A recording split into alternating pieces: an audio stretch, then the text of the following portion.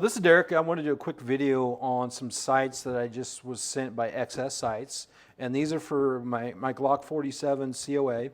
And so these are the new XS sights. What I love about these is they're an aftermarket sight that I can just put on. In this video, I'll kind of show you the process that I go through when I'm going to install these sights. And so to install these sights, I'm going to need a Glock front sight tool. I'm going to need a driver with a Torx bit. The Torx bit is for my Radian Ramjet and afterburner setup here. I'm also going to need the Wheeler Tools fat wrench because I'm going to torque down the sights. And according to the specs here, I'm only going to torque them to between 6 and 8 foot-pounds. And so in the package, you're going to get the rear sight, the front sight, some Loctite, everything you need to install these sights. In the package, you're going to get some lube, a sticker, some information from XS Sights. You'll also get some thread locker. You're going to get a front sight. What I love about the front sight, it's got the green tritium insert and there's an orange circle around that. I love that dot. And on the rear, you're going to have green tritium inserts as well. And it comes with everything you need to install the sight. First thing I'm going to do is obviously I'm going to check my gun for clear. So obviously check no magazine, check the chamber, it's clear, point it in a safe direction, and press the trigger, and then take the gun apart just like that. So I set my lower aside, and what I'll do is I'll pull out my guide rod, and then I'll get this driver. And what I'll do is I'll start by removing my afterburner here. And I set that tapered screw aside, and then that just comes off just like this, and then I would take out the barrel, and now I can access my factory. And so I'll start off by using my front sight tool here, and I'm going to stick it inside the hole there. I'm going to make sure that it's on the head of that front sight screw squarely, because if I don't, I can strip that screw out. So, and what I do is just kind of back it off and until this front sight is ready to come out. And so I'll just set that aside, drop out the factory screw, and then what I'll do is I'll come to the front sight, or the rear sight here. And so with this one, I'm going to go ahead and swap out my driver for a different size tip. And then what I'll do is I'll just kind of loosen up these screws here. What I really like about the COA design, the COAS design, is the fact that the rear sight is not pressed in. It's actually held in with these two set screws. And it's really makes it handy. So what I'll do is remove the rear sight there. What I'll do also is I'll take a rag and I'll just clean this area.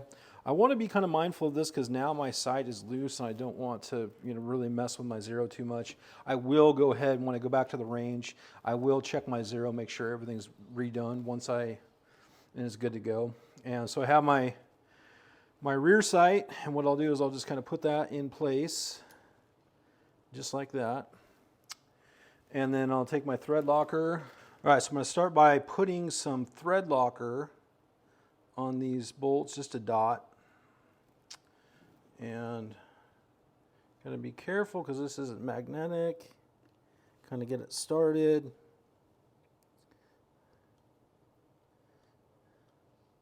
Make sure it doesn't cross thread.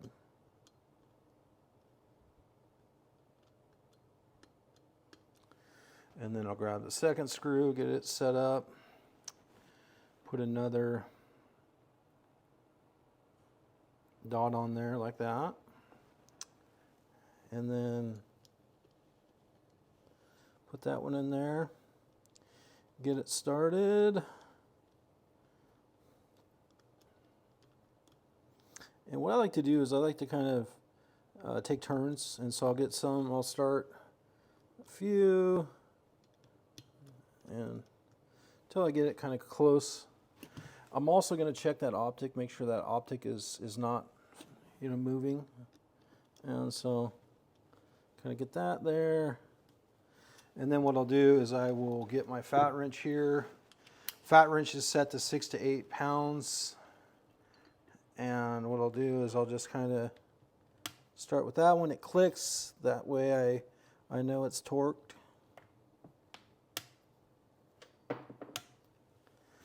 And double check, make sure that is not going anywhere, and you'll see the perfect. So now for the front sight. And so with the front sight, what I'll have is this orange dot with the green tritium, and I have a screw. And with my Glock front sight tool, I'll go ahead and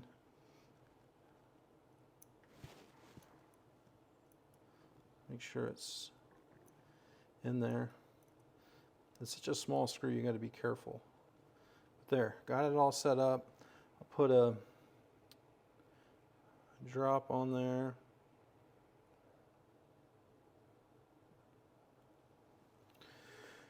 And then what I'll do is I'll put my front sight in there like that. And I'm going to hold it with my finger and just kind of get it where I want it. Also kind of look up and down to make sure it's straight on the slide itself. And then what I'll do is I'll take that front sight tool and just kind of start threading it into place.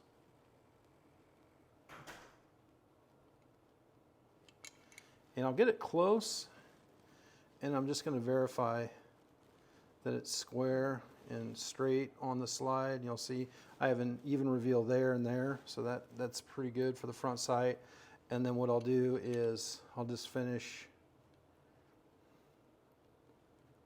get it on the, and just tighten it down and use my rag.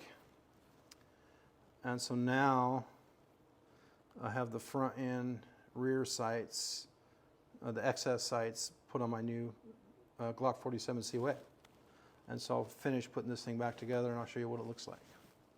So I got everything set up the way I want it, so now I'm going to go ahead and put the gun back together. And so what I typically do, I'm using the ALG very thin grease, and I'll just put a light coating on my barrel. It just helps the barrel look nicer a little bit longer.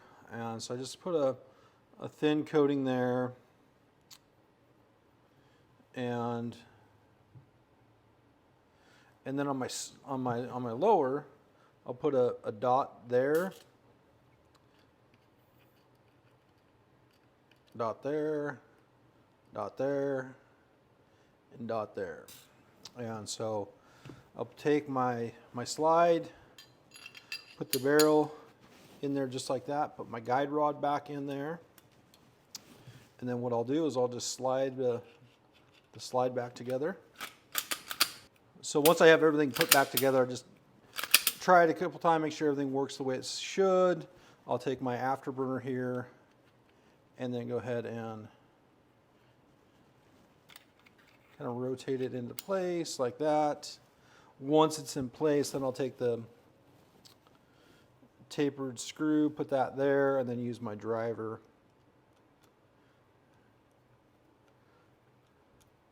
to hold everything back in place.